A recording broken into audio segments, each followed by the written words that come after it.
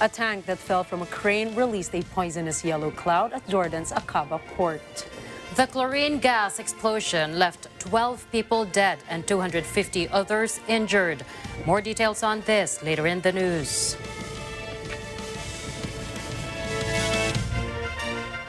Good evening. I'm CJ Hero. And I am Nina Richie Alagaw Flores. This is Mata ng Agila International. And now for the headlines. Metro Manila to stay under Alert Level 1 amid an increase in cases of Omicron subvariants. Supreme Court junks all petitions against the candidacy of President-elect Marcos Jr. 2 days before his inauguration. At least 46 migrants traveling into the U.S. found dead in an abandoned tractor trailer in Texas. Former Russian leader warns that any encroachment of NATO into Crimea can lead to World War III. And crash landing on new stars Son Ye-jin and Hyun Bin expecting their first child.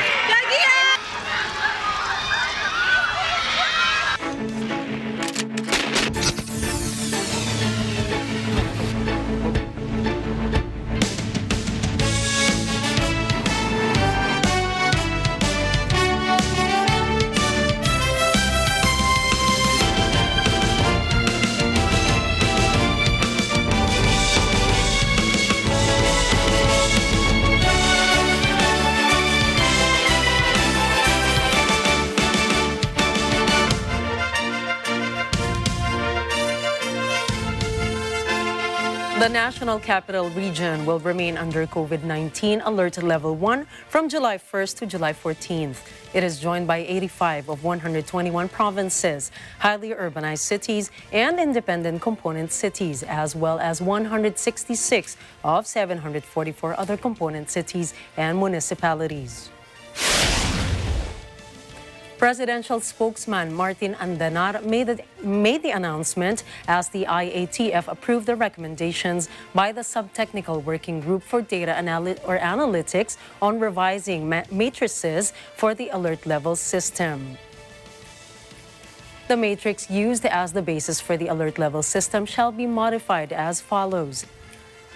The removal of the 2-week growth rate in determining case risk classification is based on average daily attack rates and the current thresholds.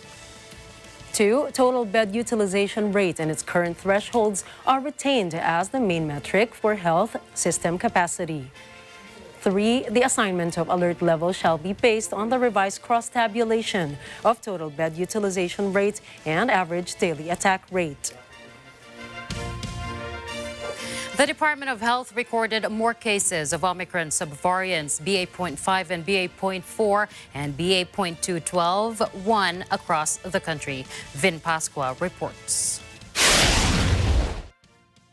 The Philippines has detected an additional 50 new cases of more transmissible BA.5 Omicron subvariant. According to Health Undersecretary Maria Rosario Vergere, 38 of the new cases are from Region 6.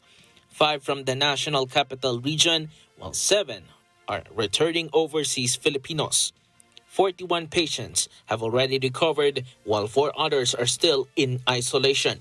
To date, the country has recorded a total of 93 BA.5 Omicron cases. On the other hand, another 2 cases of BA.4 Omicron subvariant have also been detected, increasing the country's recorded BA.4 cases to 3. Vergere says one of the patients is from Region 6, while the other one is a returning OFW. Both of them have already recovered. Meanwhile, the country's total BA.2.121 cases reached 43 after the DOH logged 11 new cases of BA.2.121 subvariant. 7 of the patients came from Region 6, while 4 are returning OFW. 10 have already recovered, while the other one is still under isolation. Authorities say they have not yet verified the travel history and exposure of the patients. Vin Pascua for Mata ng Agila International. Trusted, connected, on point. The Supreme Court has junked petitions to disqualify and cancel the certificate of candidacy of President-elect Ferdinand Marcos Jr. Moira Encina reports. 2 days before Inauguration Day, all legal questions about the candidacy of President-elect Ferdinand Marcos Jr. have been junked by the Supreme Court. Voting 13 in favor and 2 abstentions, the SC unanimously upheld the decision of the COMELEC to dismiss various petitions seeking the disqualification of Marcos Jr. as well as petitions to cancel his certificate of candidacy. In the ruling penned by Associate Justice Rodil Salameda, the High Court said Marcos is qualified to run and be elected as president. The SC pointed out that COMELEC is right in its decision to dismiss petitions because Marcos' COC is valid and aligned with the law. According to the SC Public Information Office, Associate Justices Antonio Co. Jr. and Henry John Paul Inting abstained from voting. Justice Co. was a former COMELEC commissioner, while Justice Inting is the brother of incumbent COMELEC Commissioner Socorro Inting. Moira Encina, reporting for Mata ng Agila International. Trusted, connected, on point. The Inauguration Committee of President-elect Ferdinand Marcos Jr. has promised a solemn and simple ceremony on June 30. As to how the inauguration will look, Eden Santos has the details. President-elect Ferdinand Marcos Jr.'s inauguration as the 17th Philippine president will be solemn and simple. 2 days before the president-elect's oath-taking, one of the heads of the inauguration committee says the program is all set except for some minor matters that are being finalized. According to France Imperial, the program will be very solemn and simple, as Marcos Jr. mentioned in his vlog that the event would not deviate from tradition. The inauguration program on June 30 will start with a singing of the national anthem to be led by actress Tony Gonzaga. There will be a 30-minute military-civil parade. What follows is the inaugural song Pilipinas Kung Mahal to be performed by Chris Villonco along with the choir Young Voices of the Philippines. Supreme Court Chief Justice Alexander Gesmundo accepted the offer to administer the oath of office of the new president. Meanwhile, no further details have been given regarding Marcos Jr.'s inaugural address, but Imperial said there is no need for a teleprompter as Marcos Jr. will deliver an impromptu and a heartfelt message to convey his plans and programs for the country and its people. The presidential inauguration is a ceremonial event marking the commencement of a 6-year term of a new chief executive. The 1987 Constitution mandates that it occurs on June 30 with the president-elect taking his oath of office at exactly noon. Under the previous 1935 Constitution, inaugurations were held on December 30. The last president to take his oath on this schedule was BBM's father, Ferdinand Marcos Sr., when he assumed his second term in 1969. Eden Santos, reporting for Mata ng Agila International. Trusted, connected, on point. More than 18,000 police, soldier, and other law enforcement personnel will be deployed to the inauguration of President-elect Ferdinand Marcos Jr. on Thursday. Banning rallyists from burning effigies, the Philippine National Police warns that they will arrest those who will disrupt the inauguration rites. Mar Gabriel for the details. The Philippine National Police has activated Task Force Manila Shield for the inauguration of President-elect Ferdinand Marcos Jr. The PNP says a total of 18,339 police, soldiers, and other law enforcers and force multipliers will be deployed to secure the oath-taking rites at the National Museum. The authorities say they will strictly screen those who will be coming into the capital city. So we welcome kung sino man ang mag-express ng kanilang sentiments as long as wala pong karahasan na mangyayari. At nakahanda rin po ang mga kapulisan para i-assist po sila kung nandun po sila sa mga freedom parks. The PNP has designated Liwasang Bonifacio, Plaza Dilao, Plaza Miranda, and Plaza Moriones as areas where militant groups can hold their protest. Nonetheless, rallies are banned from marching and bringing effigies, which they usually burn to highlight their demonstration. Ang inaalaw natin dito ay peaceful assembly, no? At wala nang march yan eh. Dapat doon na sila sa sa freedom parks. Pag nagma-march, i-disperse ng ating kapulisan yan kasi it will be considered nuisance. No? Ngayon yung pagsusunog ng APG, hindi natin ina-encourage yan. May mga violation na rin ng batas yan, katulad ng Clean Air Act. No? At ang sabi naman natin, peaceful assembly, importante na ipahayag ninyo yung expression, yung inyong sentiments. The PNP renewed its call for the militant groups to stay in the designated areas and keep the rallies orderly and peaceful. A jail from the Bureau of Jail Management and Penology will be on standby as temporary detention for those who will be caught disrupting the event. Maximum tolerance. That's the reason why, kaya nga pong instruction, if there will be pocket rallies is actually yan yung actually nakikita nyo na siguro. We just tell them to go home. Kaya nga ho pinauuwi natin.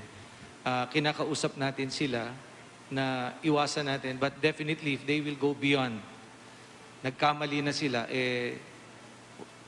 talagang we will effect arrest. And then we will, of course, file the appropriate case against them. Meanwhile, the Metro Manila Development Authority is awaiting decisions of other Metro Manila LGUs which have been encouraged to declare June 30 as a holiday to lessen the volume of people and vehicles out and about. Mar Gabriel, reporting for Mata ng Agila International. Trusted, connected, on point. Some government agencies have imposed a work-from-home scheme in time for the inauguration of President-elect Ferdinand Marcos Jr. Weng de la Fuente has the story. A special work arrangement will be observed by some government agencies in Manila in relation to the inauguration of President-elect Ferdinand Marcos Jr. This is due to the road closures around the National Museum, where Marcos Jr.'s oath-taking will take place on Thursday. For one, the Commission on Elections has implemented a work-from-home arrangement in their Manila office from today until June 29. Meanwhile, the Bureau of Immigration's main office in Intramuros has implemented skeletal system since Monday. Immigration Commissioner Jaime Morente says their office is less than 3 kilometers away from the National Museum, so they expect to be affected by the road closures. BI and COMELEC officials assured the public that their services would not be hampered. June 30 is declared a special non-working holiday in Manila. And beginning today until Thursday, first and second level courts in the capital city have suspended work.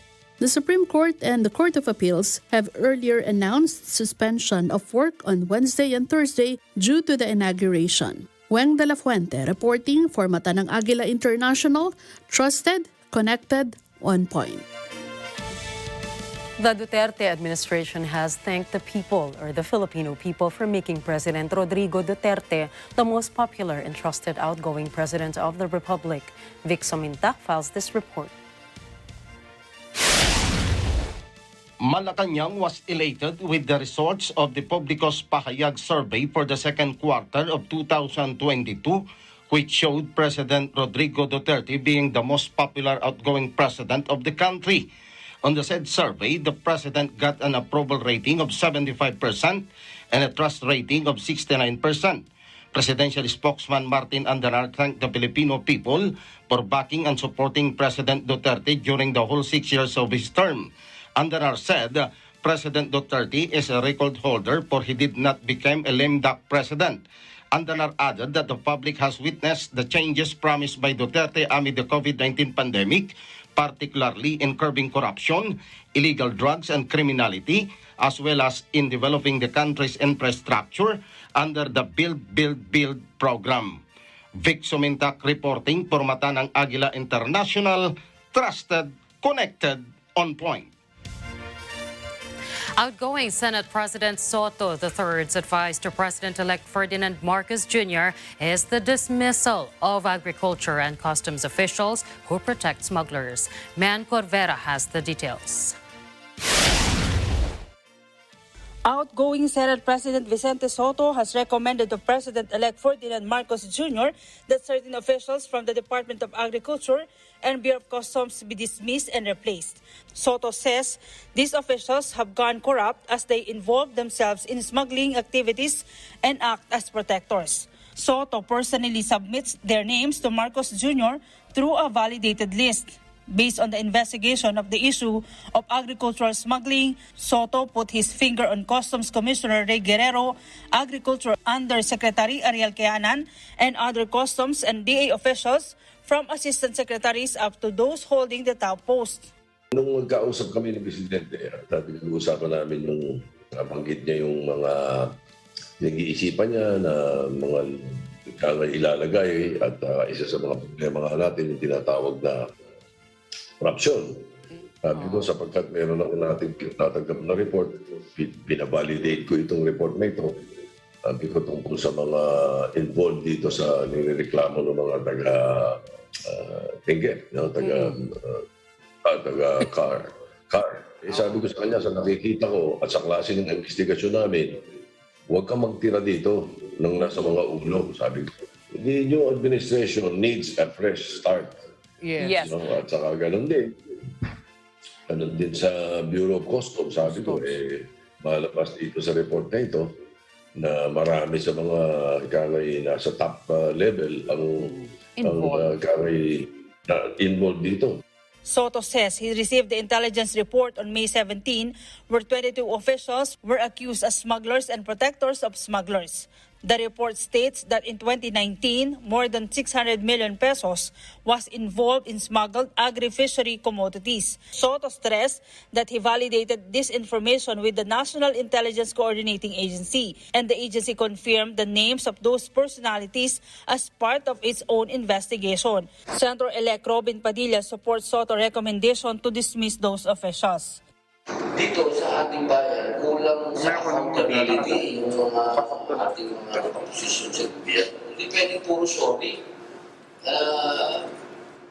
Kayo ay nanumpa sa harapan ng Panginoon Diyos at nanumpa sa harapan ng taong bayan na kayo'y magsisilbi at puproteksyonan ninyo ang sambayan ng Pilipino. Tapos kayo ang mag-uumpisa ng kalunguhan. Himuscribe sa akin yan.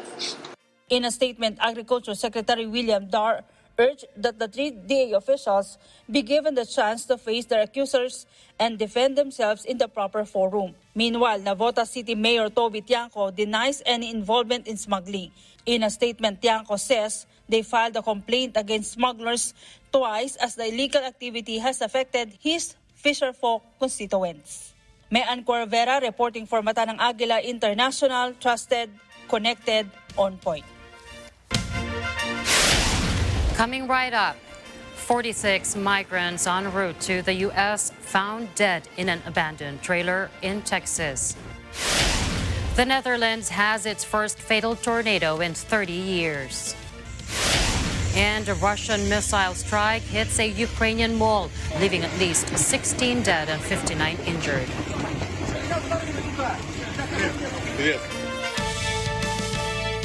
We've got more stories from around the globe when Mata ng Agila International returns.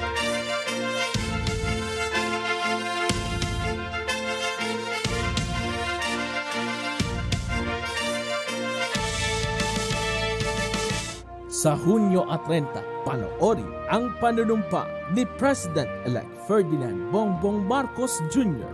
bilang ika-17 Pangulo ng Pilipinas na gaganapin sa National Museum dito lamang sa Net25.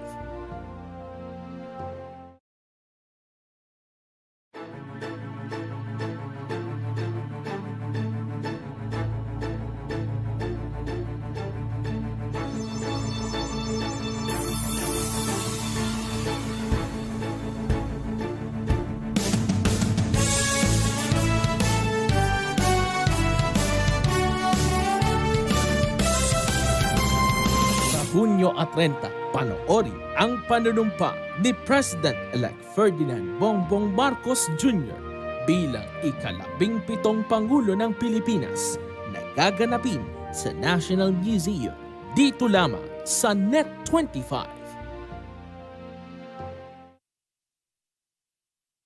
Ang morning show na always nagbibigay ng ngiti at saya sa bawat kada all over the world.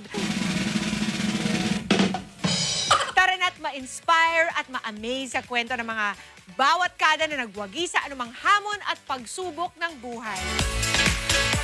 Itago na mga remote control at tumambay lang dito sa paborito niyong barkada sa umaga, ang Kada Umaga! Dahil kayo ang bida dito.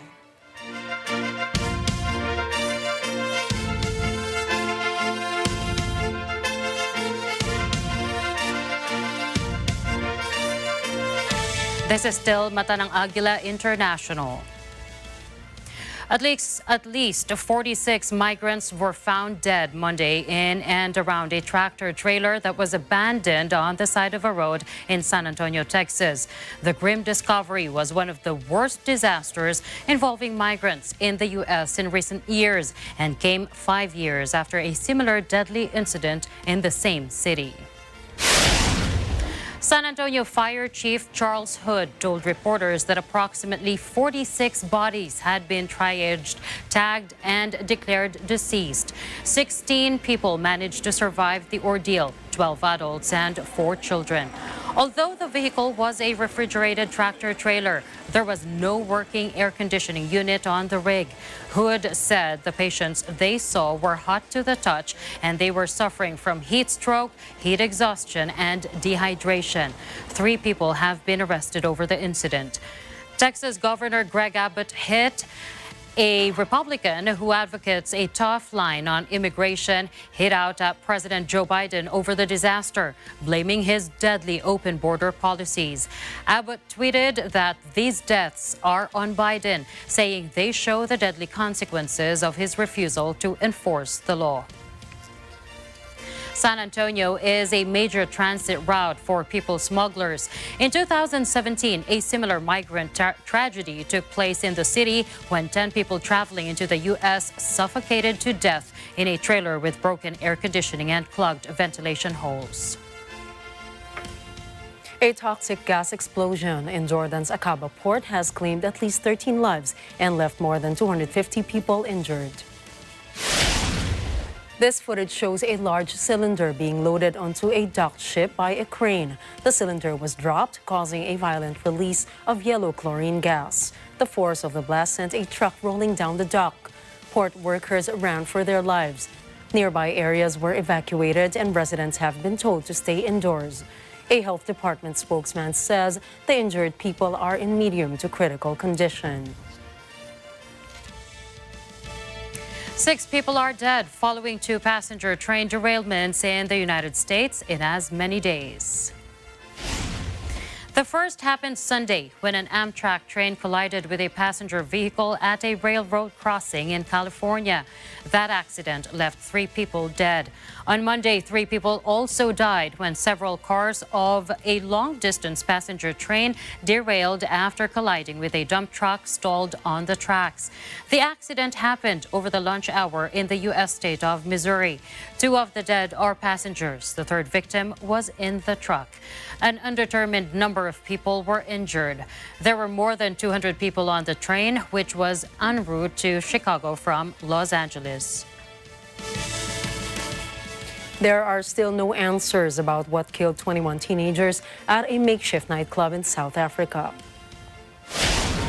Survivors say the bar was crowded and unruly. They say bouncers tried to control the crowd, but the revelers forced their way in. Police have ruled out a stampede. New details have also emerged as survivors spoke of a strong and suffocating smell in the building. The victims ranged in age from 13 to 17. 17 died inside the bar, while 4 died in the hospital. Officials say 31 others were hospitalized with symptoms including backache, tight chests, vomiting, and headache. According to officials, many of the victims are thought to have been students celebrating the end of their high school exams. Forensics analysis will be conducted this week. Now, this is something that is rarely seen in the Netherlands, a tornado. Take a look. You can see it here on the screen as it leaves behind a trail of destruction. The twister killed at least 1 person and injured 7 others. Local media reported that the dead person was a tourist who was hit on the head with a roof tile. It's the first time a deadly tornado has ripped through the Netherlands since 1992. The whirlwind hit the seaside city of Zierikzee. It blew roofs off homes and toppled trees onto cars. Local authorities arranged shelter for the inhabitants of dozens of rental homes damaged by the twister. The death toll is expected to be high after a Russian missile struck a shopping mall in the Ukrainian city of Kremenchuk. It is believed more than 1,000 people were in the shopping center when the attack occurred. So far, 16 people have been confirmed dead and nearly 60 are injured, with officials expecting those numbers to rise. Emergency personnel are sifting through the rubble looking for survivors. The attack occurred during the mall's busiest hours and has been condemned by the United Nations and world leaders. Ukrainian President Volodymyr Zelensky says the missile strike is a brazen terrorist attack by Russia. He says the mall was no threat to the Russian army, adding it had no strategic value. Ukraine's President Volodymyr Zelensky says he has appealed to the United States to recognize Russia as a state that sponsors terrorism. Сьогодні вранці я звернувся до Сполучених Штатів Америки із закликом визнати Росію державою-спонсором тероризму. Відповідна резолюція погоджена Комітетом Сенату США, а юридичне рішення може бути ухвалене Державним департаментом. І таке рішення, очевидно, потрібне, і його має підтримати увесь Zelensky's statement follows a Russian missile strike on a crowded mall in the central Ukrainian city of Kremenchuk that killed at least 16 people. Meanwhile, the Russian Ministry of Defense confirmed the said airstrike, but claimed it targeted a stockpile of Western weapons. The Russian ministry also said the detonation caused damage to the non-functioning shopping mall. A former Russian president was quoted as saying that any encroachment on the Crimea Peninsula by a NATO member state could amount to a declaration of war on Russia, which could lead to World War III. Dmitry Medvedev, now deputy chairman of Russia's Security Council, said that for Moscow, Crimea is forever a part of Russia. And that means any attempt to encroach on Crimea is a declaration of war against Russia. The former president stressed that any move of invasion by a NATO member state would be tantamount to a conflict with the entire North Atlantic Alliance, a World War III, a complete catastrophe. Medvedev also said Russia would strengthen its borders and would be ready for retaliatory steps if Finland and Sweden joined NATO. He added that such measures include the prospect of installing Iskander hypersonic missiles on their threshold. Defense Secretary Ben Wallace is urging the Prime Minister to increase spending on the UK's armed forces in light of the Ukraine war. He already successfully pushed for higher spending in 2020, but intends to say in a speech later that the threat has now changed. The UK currently spends around 2% of its GDP on defense, matching the target NATO sets for its members. He is expected to ask the Prime Minister to increase that to 2.5% or an additional 20% a year. Wallace will tell a conference organized by the Royal United Services Institute think tank that governments must be prepared to invest more in defense to keep people safe. The UK government is spending $1.6 billion on military support for Ukraine, including sending long-range rocket systems. Next on Mata ng Agila International. Iglesia ni Cristo in the UK holds Aloha My Brethren community event. World's deepest shipwreck discovered off the Philippines. And thousands cool off in a pool as heat wave strikes a Chinese city. Find out more about these stories when we return.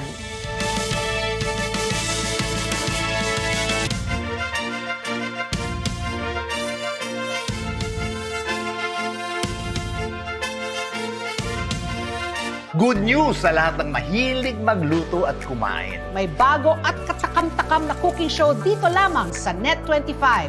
Ako si Patri Daza. Ako naman si Sandy Daza. Samahan niyo kaming magpinsan dito sa Lutong Daza. Bukod sa masarap at abot kaya na recipes, masarap ang kwentuhan at halakhakan dito. At syempre, laging may special celebrity guest. Kainan na! Kita-kits! Lutong Daza sa Net25.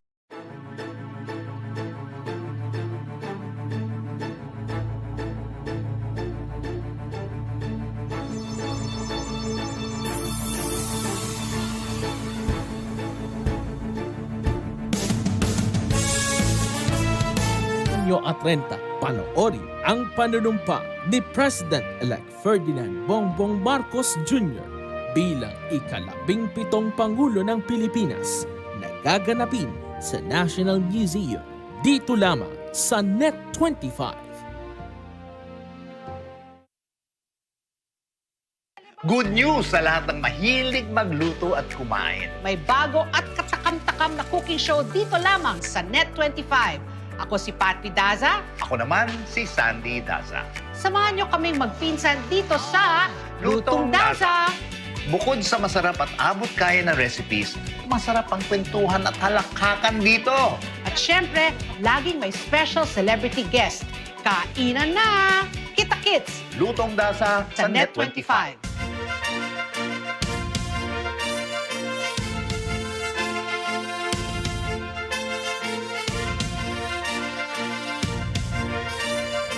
And we are back here on Mata ng Agila International. Helping people shift from social distancing to social connection, Iglesia ni Cristo volunteers in London's Heathrow held an open community event inspired by Hawaiian culture and food. Our UK correspondent Arian Celestino will tell us more. Hi there! What does Reconnect mean for you? Well, for INC members in Heathrow, United Kingdom, today's event is how they extend their brotherly love to their friends, colleagues, and loved ones. Packed with activities for children and adults from all walks of life have been catered for in today's gathering.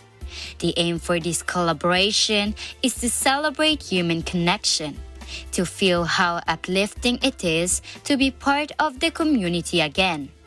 The day is well and truly bustling with joyful array of exotic Hawaiian-themed decor and entertainment booths with guests charmed by the musical talents performed and arranged by the Iglesia ni Cristo youth members. I think definitely it's always nice to feel part of the community, and it's been really lovely. So there have been a couple of people that have said that we're part of the family, and it's just really nice. It's a really nice feeling. Well, I'm taking away the joy, the love, the sharing. We are guests here, but we just feel at home. I mean, it's just amazing. A truly refreshing break from the confines of our daily routine. A pause from the antisocial influences of the digital world, and a new meaningful way of appreciation. Reporting from the United Kingdom, I am Arian Celestino for Mata ng Agila International, trusted, connected, on point. A U.S. destroyer sunk during World War II has been found nearly 7,000 meters below sea level off the Philippines, making it the world's deepest shipwreck ever located, according to an American exploration team. Texas-based Caledon Oceanic said a crude submersible filmed, photographed, and surveyed the battered hull of the USS Samuel B. Roberts during a series of dives over 8 days this month. Resting at 6,895 meters, it is now the deepest shipwreck ever located and surveyed, tweeted Caledon Oceanic founder Victor Vescovo, who piloted the submersible. Vescovo also said the small ship took on the finest of the Japanese Navy, fighting them to the end. Video images showed the ship's 3-tube torpedo launcher and gun mount. Vescovo also observed that the ship's bow hit the seafloor with some force, which caused some buckling. The stern also separated about 5 meters on impact, but the whole wreck was together. U.S. Navy recorded that Sammy B's crew floated for nearly 3 days, awaiting rescue, with many survivors perishing from wounds and shark attacks. And of its 224 crew, 89 died.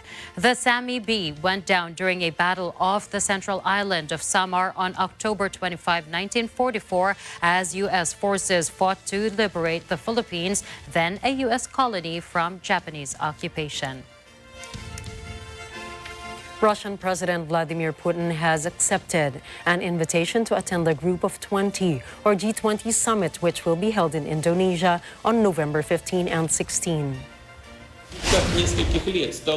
Kremlin aide Yuri Ushakov told the press that the format of Putin's participation is still being specified.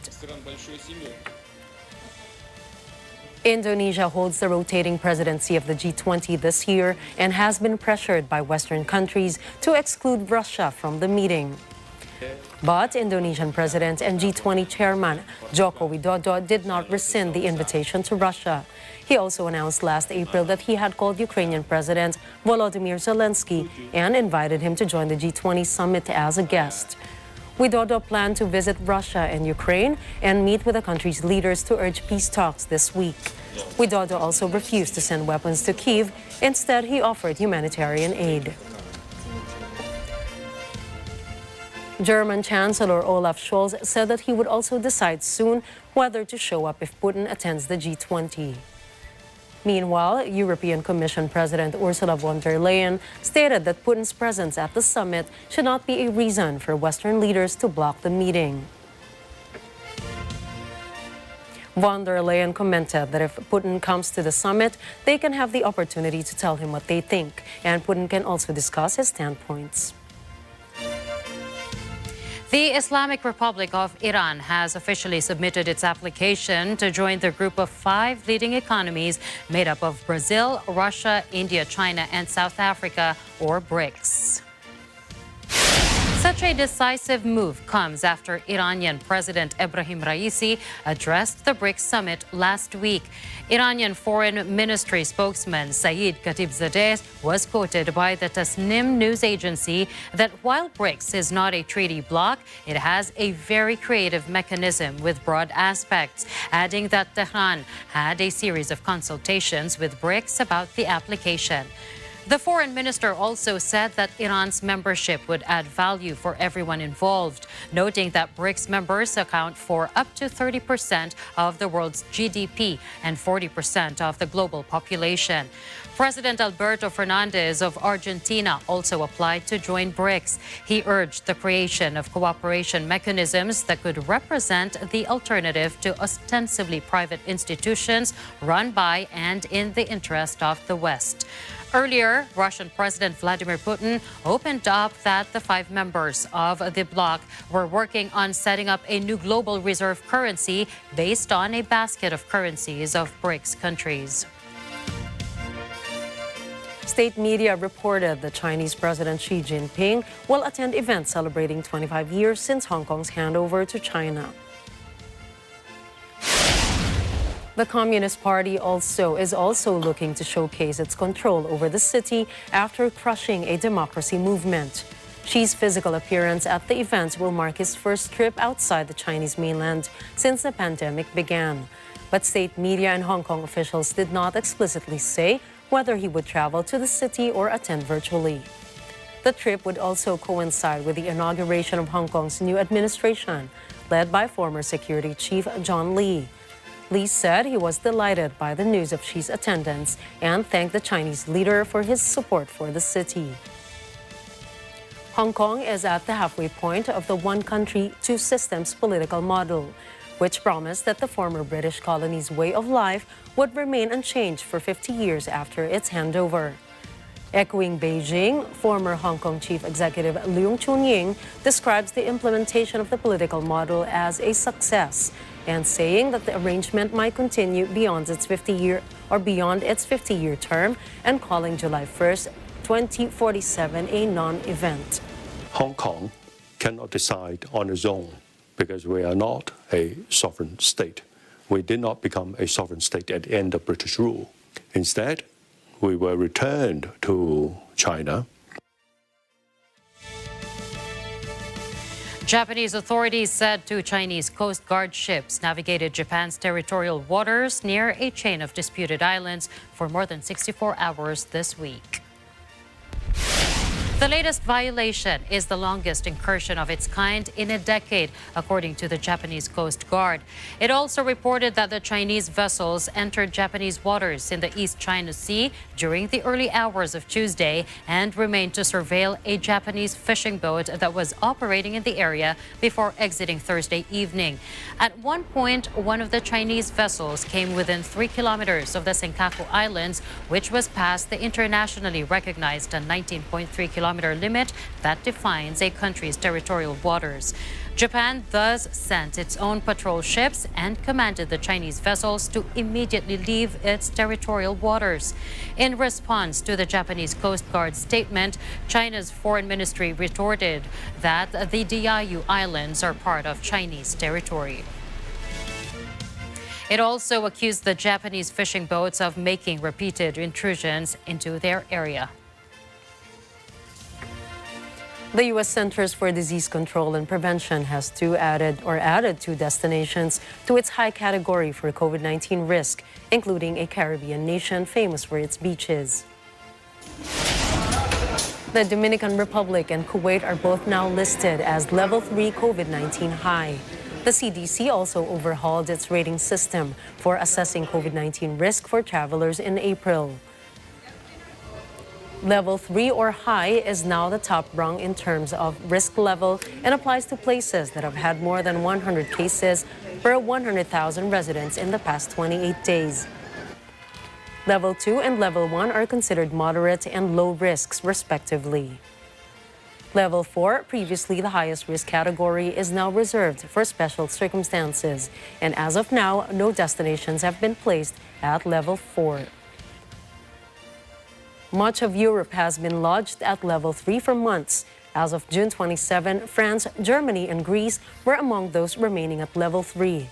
The CDC advises that travelers get up to date with their COVID-19 vaccines before traveling to Level 3 destinations. The CDC moved 4 places to Level 2 this week, particularly Colombia, Iraq, Russia, and Saudi Arabia. A few of the popular places in the low-risk category or Level 1 this week include Indonesia, India, and the Philippines.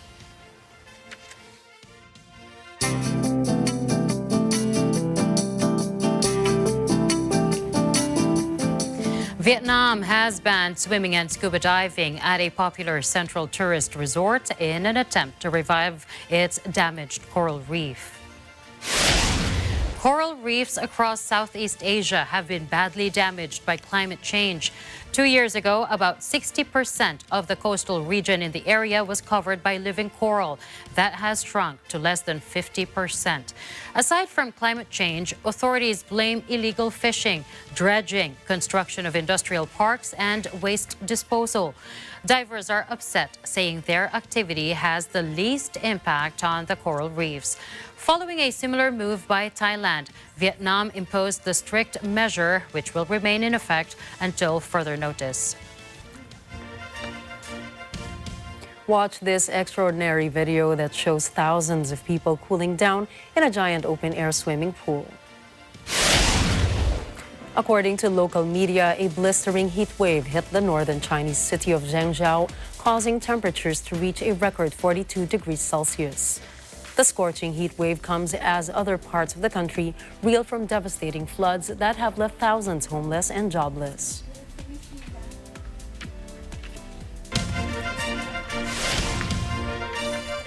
Coming right up, Russia defaults on its foreign debt for the first time since 1918.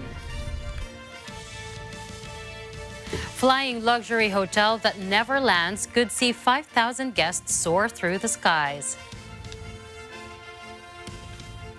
And crash landing on you stars Son Ye-jin and Hyun Bin expecting their first child.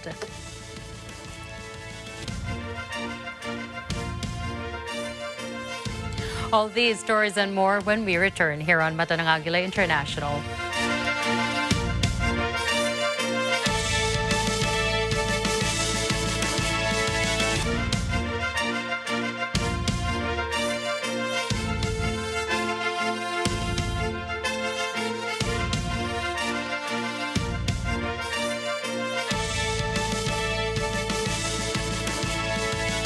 This portion? Makisaya, makigulo, maki-shoutout at sumama sa paghataw sa pagsayaw sa inyong coolest barkada sa umaga, kada umaga. Isama na ang inyong buong angkan, katrabaho, kaklase, kahit kapitbahay nyo at maging bahagi ng Barangay KU dahil KU ang bida sa kada umaga. Mag-comment lang sa social media pages ng kada umaga with the hashtag KUJoin at hashtag KUSama. Ano pang hinihintay nyo? Makikada umaga na!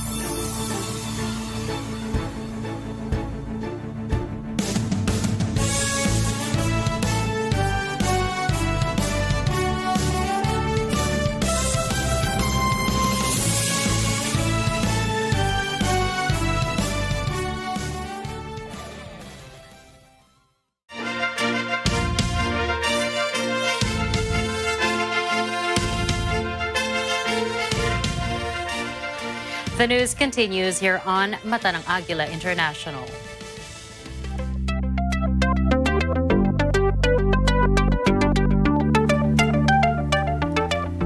Chinese scientists claim to have built a supercomputer that can run AI at the speed of a human brain.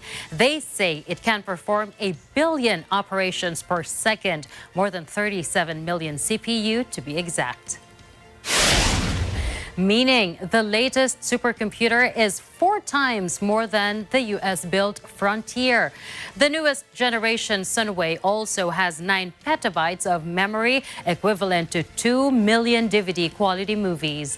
It also has 96,000 nodes, which are semi-independent computer systems. The nodes can communicate with each other like the human brain synapses, which process thoughts and bodily functions. According to the report in the South China Morning Post, the super machine can potentially be used for facial recognition and autonomous driving, among other applications. Is it a bird? Is it a plane? No, it is not even Superman.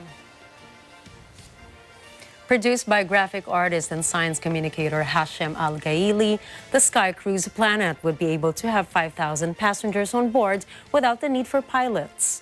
The innovative and original plane concept of Tony Homestead will also offer a panoramic hall where guests can enjoy the view of the sky, a gym, swimming pool, shopping center, playground, cinemas, restaurants, and more.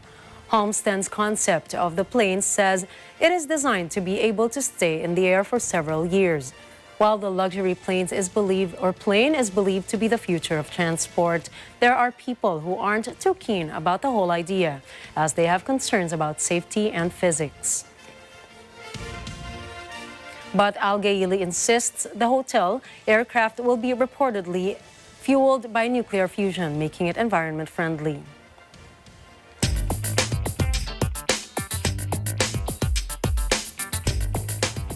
For the first time since the Bolshevik Revolution over a century ago, Russia has defaulted on its foreign debt.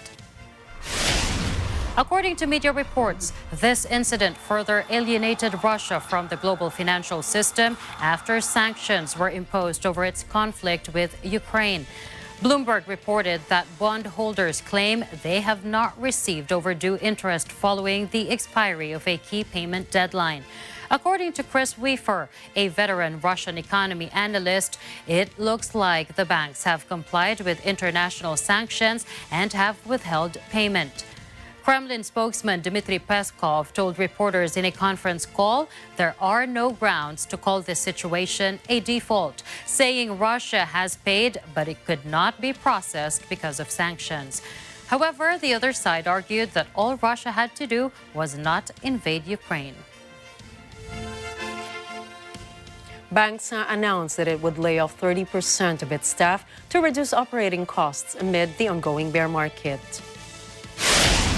As reported by the Australian Financial Review, Banksa's CEO Holger Arians said in a letter to employees that the crypto payments operator must take decisive actions to reduce costs now, or else the company won't be able to succeed over the long run. The Australian firm is a global on- and off-ramp solution facilitating conversions between fiat currencies and digital assets, including cryptocurrencies and NFTs. Banksa's European Managing Director Jan Lorenk is also set to leave the company, showing its diminishing interest in the European market. Banksa has employees across 7 countries, particularly Australia, Lithuania, the Netherlands, the Philippines, the United States, the United Kingdom, and Canada. That's according to data from LinkedIn. Bloomberg Markets tweeted that India is leading the world in ultra-fast grocery delivery adoption. The website reported that India is fast emerging as a global leader in quick commerce, a new type of online retailing. Big investors, including Google, Reliance Industries, and SoftBank Group, have poured billions of dollars onto startups promising to bring that next order of curry-ready chicken, cat food, and chickpea snacks within minutes. Relying on discounts and free delivery to woo customers using mobile apps, the companies fill orders at neighborhood warehouses, then use algorithms to send drivers on the fastest routes through the crowded roads of India. In a country where food and daily necessities make up about 2/3 of the $1 trillion in annual retail spending, startups are wagering that quick commerce can change grocery shopping habits and make them rich in the process.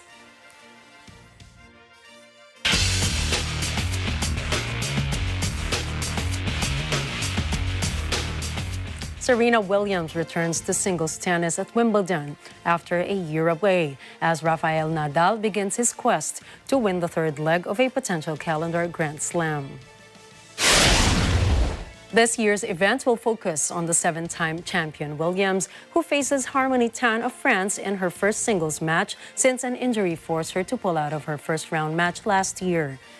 Doubts had been growing about the return of Williams, who has slumped to 1,204th in the world after her period of inaction. Meanwhile, Nadal is halfway to winning all 4 majors this year after following up his Australian Open triumph by winning his 14th French Open title. No man has achieved the feat since Ron Laver in 1969, with Novak Djokovic falling just short last year when he lost in the final of the US Open. Nadal won the most recent of his 2 Wimbledon titles in 2010, having captured his first with an epic triumph over Federer 2 years earlier.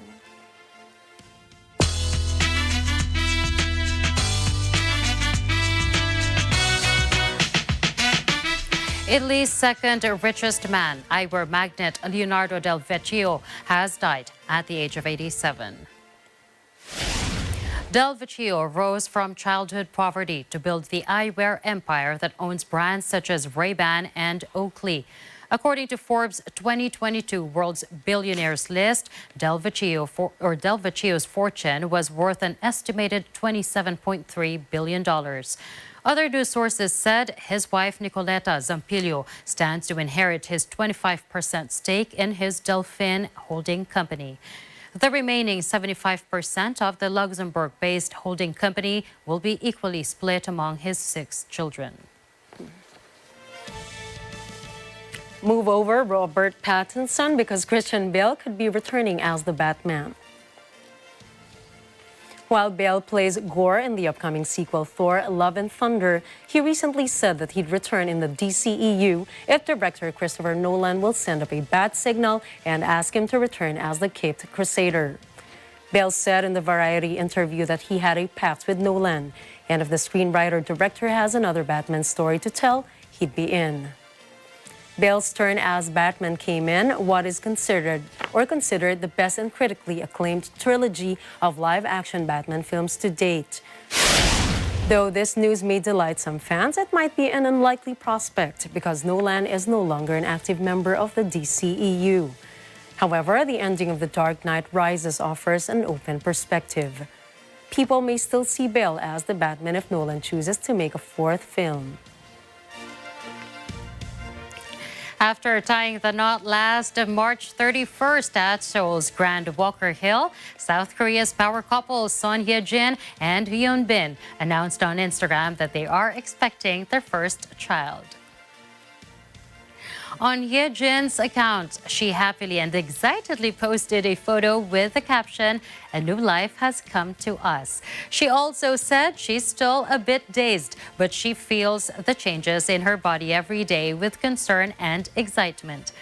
Hye-jin sent a shout out to their fans saying that they will take good care of the precious life that has come to them, and she hopes that people will also take care of the things that are precious in their life.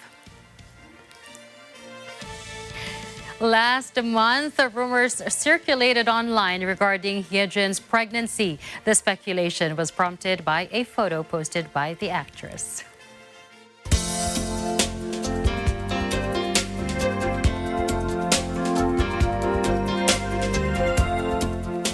Now a roundup of events that occurred on this day in history. In 1971, American entrepreneur Elon Musk was born in Pretoria, South Africa. He co-founded PayPal, an electronic payment firm, and formed SpaceX, a maker of launch vehicles and spacecraft. He was also officially given the title of Techno King of Tesla, having served as the electric car company's CEO since 2008. In 1997, Mike Tyson bit Evander Holyfield's ear twice in their heavyweight rematch, leading to his disqualification and temporary suspension from boxing. Beating Trevor Berbick at just 19 years old, Tyson became the youngest heavyweight champion in history.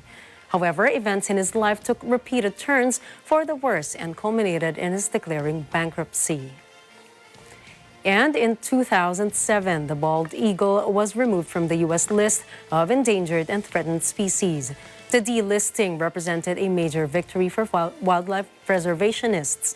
The bald eagle is the national bird of the United States. Despite its significance, its population declined rapidly from 400,000 in the 1700s to fewer than 1,000 by the 1950s.